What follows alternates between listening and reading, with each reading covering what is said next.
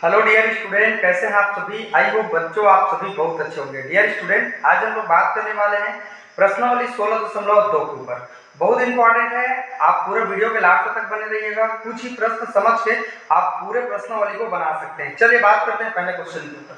देखो, निम्नलिखित आंकड़ों का माध्य हमको क्या करना है, ज्ञात करना है। महिला दिया है, उन शिक्षकों की जो संख्या है वो कितना कितना दिया है।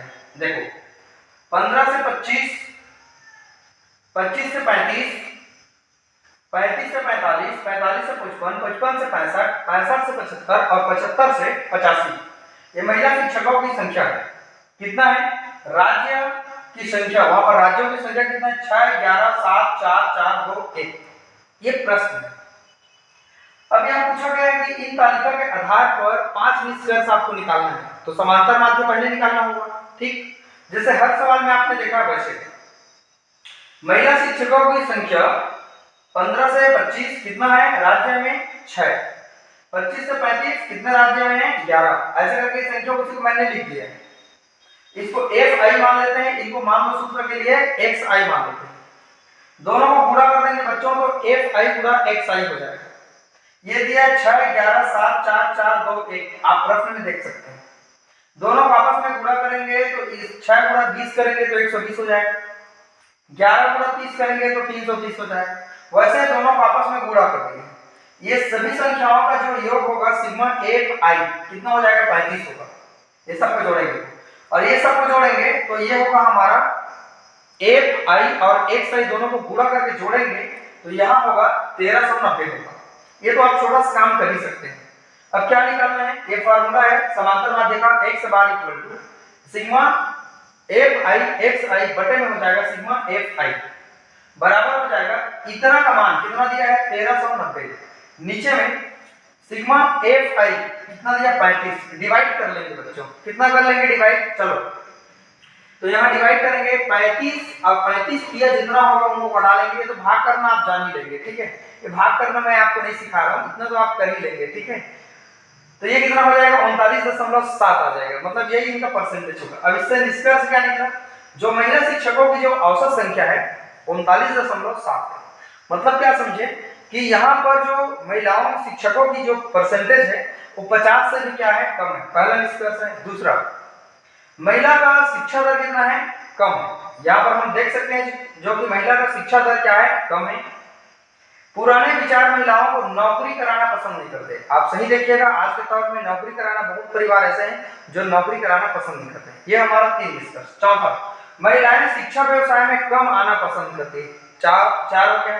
5वां देखते हैं, शिक्षक परीक्षा में महिलाओं का जो सिलेक्शन है वो कम होते हैं। इस तरह से इनका 5 हम निष्कर्ष हम निकाल के लिख सकते हैं, ठीक है। तो ये आपको समझ में आ गया होगा, आप एक बार स्क्रीनशॉट ले सकते हैं। तो कैसा लग रहा है क्लास, डियर स्टूडेंट। मैंने बहुत सारे वीडियो आपके लिए अपलोड कर दिया है।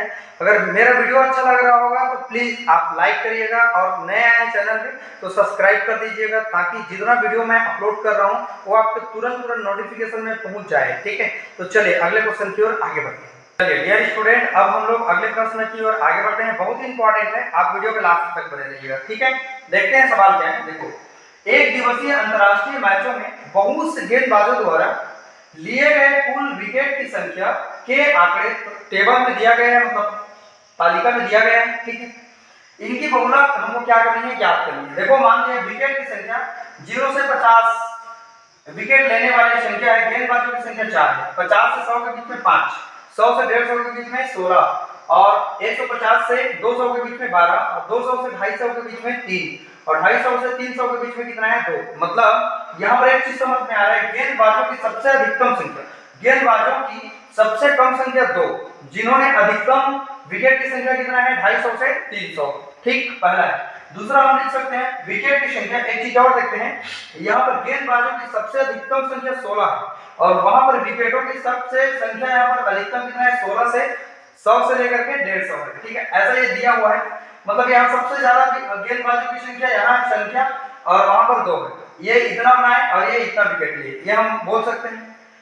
तालिका से निष्कर्ष हम निकालेंगे। देखते हैं, वर्ग 100 से 150 की आवृत्ति सबसे अधिक है। मतलब हमारे पास यहाँ पर कितना माना है, 16। ये हमारा क्या है, बहुलक है। ये बोल सकते हैं बहुलक है।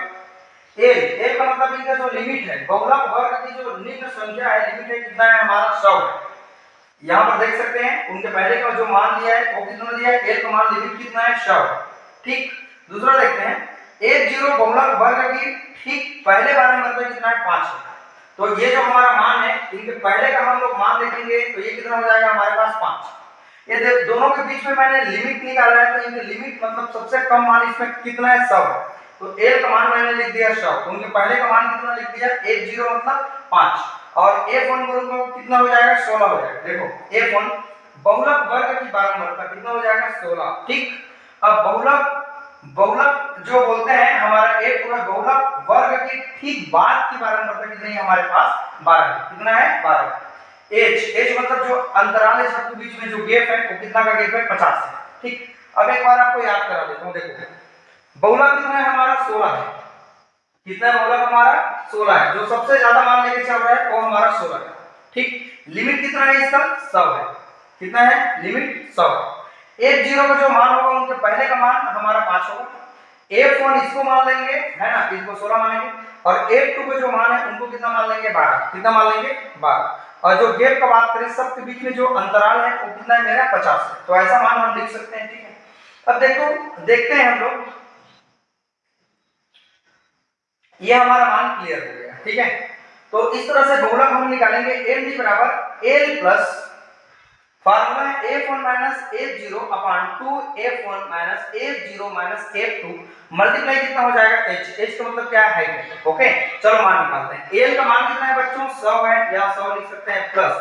चलो अब f1 का मान ढूंढ के देखते हैं। f1 का मान देखते हैं हमारा 16 है, लिख दिया हमने 16 माइनस f0 का मान कितना है बोलो 5 है। तो यहाँ मैंने f0 का मान लिखा है 5, यहाँ लिख देता हूं मैं 5 बटे 2 का मैं लिख देता हूं 2। F1 का मान कितना है बच्चों 16।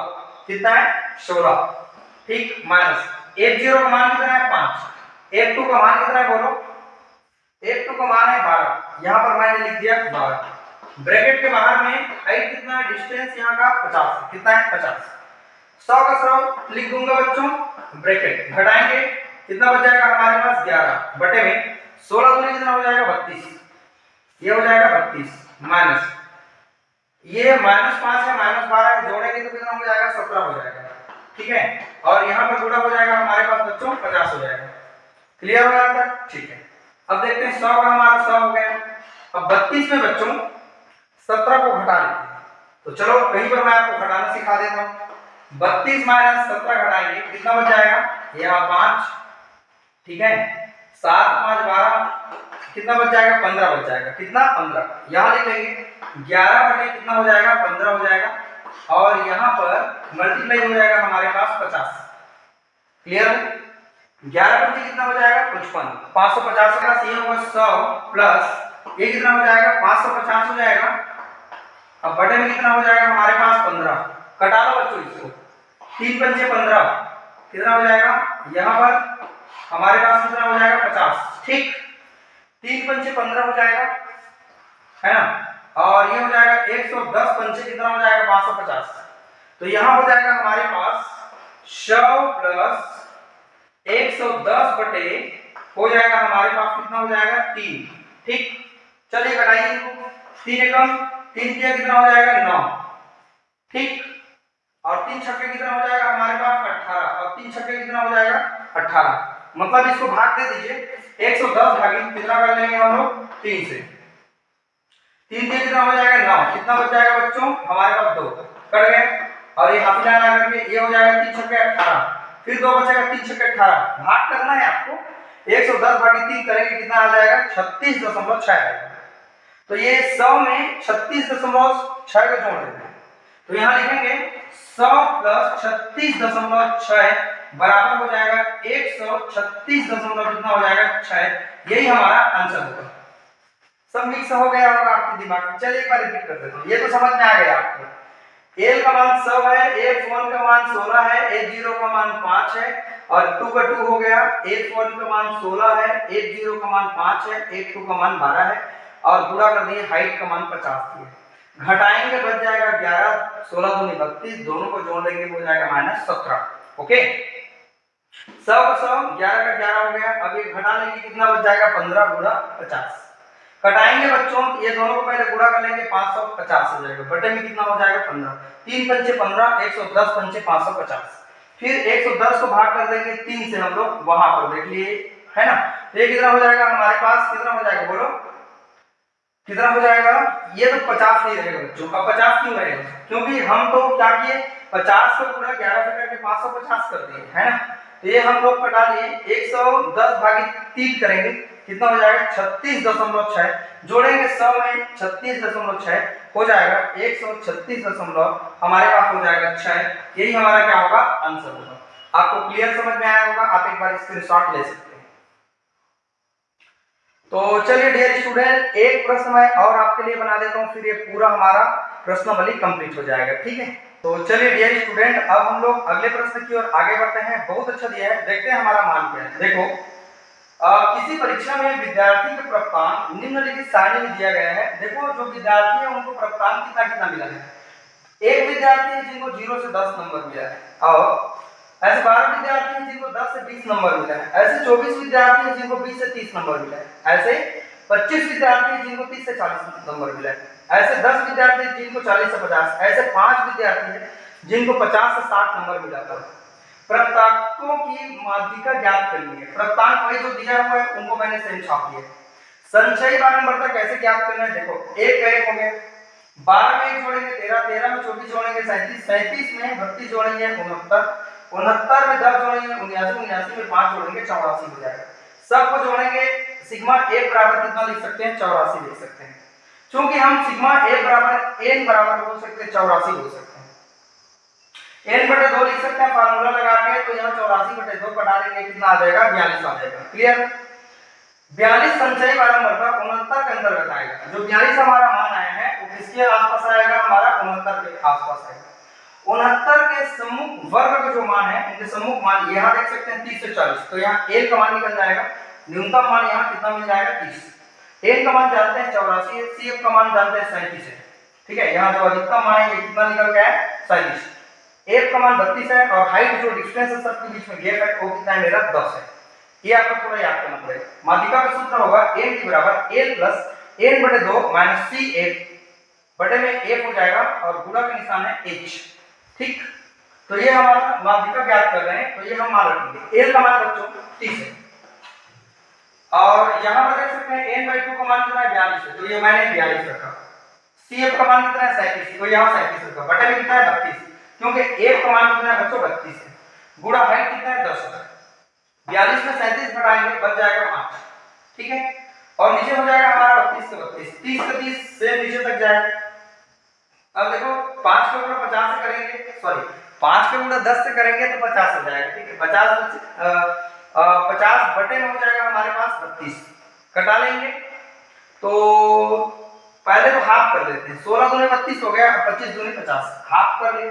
16 भागित 25 करेंगे तो 1.56 आएगा, ठीक। फिर ये 30 में 1.56 को जोड़ देंगे 31.56 आएगा। यही हमारा आंसर होगा। आप एक बार स्क्रीनशॉट ले सकते हैं। डियर स्टूडेंट, ये क्लास कैसा लगा, आई होप आप सबको बहुत अच्छा लगा होगा, ठीक है। अगर मेरे चैनल में आप नए आए हैं तो चैनल को सब्सक्राइब कर लीजिएगा, ताकि आपको हर नया वीडियो जो अपलोड किया जा रहा है वो तुरंत मिल सके, ठीक है। अगर मेरे चैनल अच्छा लग रहा होगा तो प्लीज आप लाइक भी करिएगा, इससे हमको मोटिवेशन मिलेगा और आपके लिए अच्छा से वीडियो अपलोड कर सके, ठीक है। तो चलिए, ये तो हमारा चैप्टर दोनों खत्म हो गया, जिसमें हम लोग पढ़े प्रश्नावली 16.1 और 16.2, और मैंने वीडियो डाला है 16.1 के लिए, आप उनको प्लीज जरूर जाके देखिएगा, ठीक है। अब हम लोग अगले चैप्टर पर दूसरे दिन बात करेंगे अगले वीडियो में, ठीक है। आप एक बार मेरा ध्यान रखिएगा, बहुलक का मतलब क्या है। बहुलक का मतलब एक बार आपको बताया हूं, बहुलक पूछा जाता है एग्जाम में। बहुलक जो संख्या जितना ज्यादा बार आएगा वही उनका बहुलक का मतलब है। जैसे मान लीजिए 7 है, 4 है, 5 है, 4 है, 9 है, 4 है, 7 है, फिर 8 है, फिर यहाँ पर मेरे पास मान लो 4। अब इस संख्या को आप देखिए ध्यान से, जो संख्या जितना ज्यादा बार आएगा वही उनका बहुलक होगा। तो ये तो 2 बार आया होगा, बाकी लोग एक एक बार आए हैं, लेकिन यहाँ 4 एक बार है, 2 बार है, कितना बार है 3 बार, और वहां मिला के 4 बार। तो इनका जो बहुलक होगा वो हमारा संख्या 4 होगा। तो इस तरह से बच्चों हम बहुलक आसानी से निकाल सकते हैं, एग्जाम में आता है। तो ये जितना मैंने प्रश्न आपको बताया बहुत ज़्यादा इंपॉर्टेंट है, ठीक है, एग्जाम में पूछे भी गए हैं। तो अगले चैप्टर में हम लोग मिलेंगे अगले टॉपिक के साथ। वीडियो को वॉच करने के लिए थैंक यू।